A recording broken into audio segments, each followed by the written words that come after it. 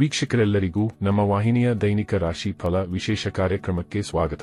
ಇವತ್ತಿನ ಈ ವಿಡಿಯೋದಲ್ಲಿ ನಾವು ವರ್ಷ 2026 ರ ಏಪ್ರಿಲ್ ತಿಂಗಳಿನ 1 ಮತ್ತು 2ನೇ ತಾರೀಕಿನ ದಿನಗಳ ಕುಂಭ ರಾಶಿಯ ದೈನಿಕ ಫಲಗಳನ್ನು ತಿಳಿದುಕೊಳ್ಳಲಿದ್ದು, ಇಲ್ಲಿ ಈ ದಿನಗಳು ಕುಂಭ ರಾಶಿಯ ಜಾತಕದವರ ಪಾಲಿಗೆ ಹೇಗೆ ಸಾಬೀತಾಗಲಿವೆ ಅನ್ನೋದೆಲ್ಲವನ್ನ ಇಲ್ಲಿ ವಿಸ್ತಾರ ರೂಪದಲ್ಲಿ ತಿಳಿದುಕೊಳ್ಳೋಣ.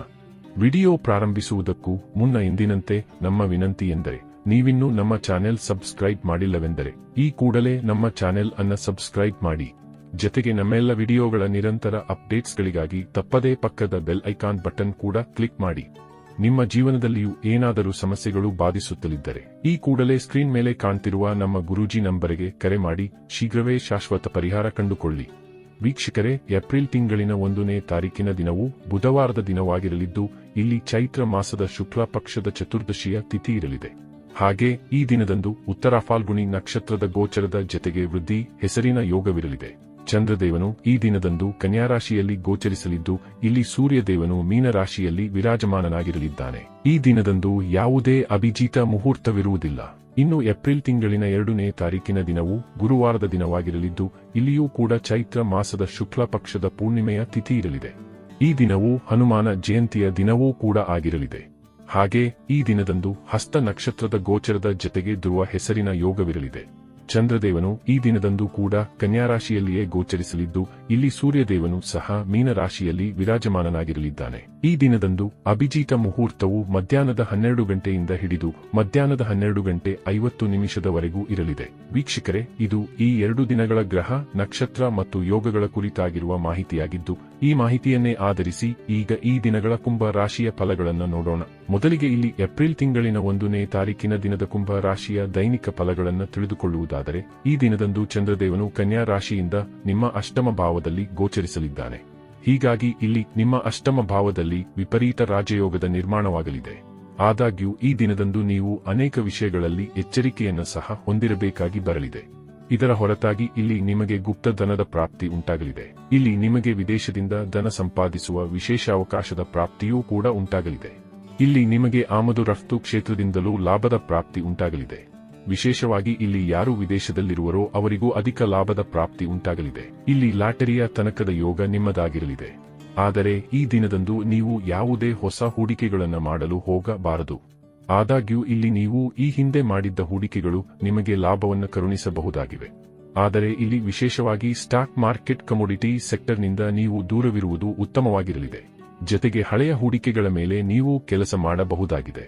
ಈ ದಿನದಂದು ನೀವು ವ್ಯಾಪಾರದ ಕ್ಷೇತ್ರದಲ್ಲಿಯೂ ಹೆಚ್ಚು ಜಾಗೃತೆಯನ್ನು ಹೊಂದಿರಬೇಕಾಗಿ ಬರಲಿದೆ.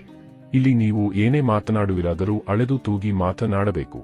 ವಿಶೇಷವಾಗಿ ಇಲ್ಲಿ ಕಲಹಗಳ ಸ್ಥಿತಿಗಳು ಕೂಡ ನಿರ್ಮಾಣವಾಗಬಹುದಾಗಿದ್ದು, ಹೀಗಾಗಿ ಜಗಳ, ವಾದ ವಿವಾದಗಳಿಂದ ನೀವು ಹೆಚ್ಚು ಅಂತರವನ್ನು ಕಾಯ್ದುಕೊಳ್ಳಬೇಕು. ಇಲ್ಲಿ ನಿಮ್ಮ ಸಂಗಾತಿಯ ಮನೆ ಕಡೆಯೊಂದಿಗಿನ ಸಂಬಂಧದಲ್ಲಿಯೂ ಎಚ್ಚರಿಕೆಯ ಪೂರ್ವಕ ಹೆಜ್ಜೆ ಇಡಬೇಕಾಗುವುದು. ಇಲ್ಲಿ ಶಾರೀರಿಕ ದುರ್ಬಲತೆಯು ನಿಮ್ಮನ್ನ ಬಾಧಿಸಬಹುದಾಗಿದೆ.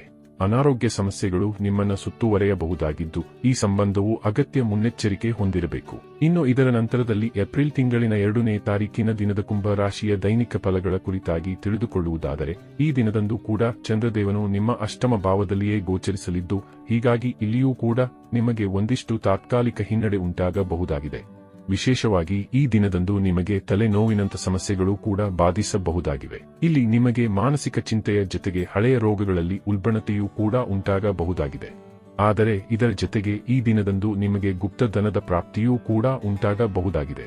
ವಿಶೇಷವಾಗಿ ಇಲ್ಲಿ ನಿಮ್ಮ ಸಂಗಾತಿಯ ಮನೆಯವರ ಸಫಲತೆ ನಿಮ್ಮ ಸಂತಸಕ್ಕೂ ಕಾರಣವಾಗಿರಲಿದೆ. ಅಲ್ಲದೆ ಈ ದಿನದಂದು ನಿಮಗೆ ವಿದೇಶಿಯ ಯಾತ್ರೆಗಳಿಂದಾಗಿ ಲಾಭದ ಪ್ರಾಪ್ತಿ ಉಂಟಾಗಲಿದೆ.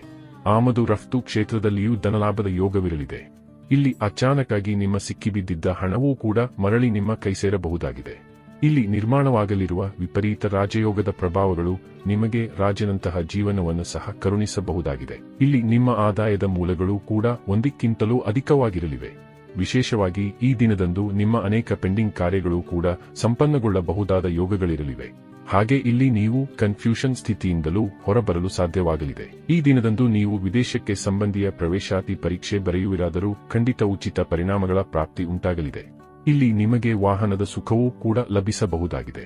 ಅಥವಾ ಆಭರಣಗಳ ಖರೀದಿ ಸಾಧ್ಯವಾಗಲಿದೆ.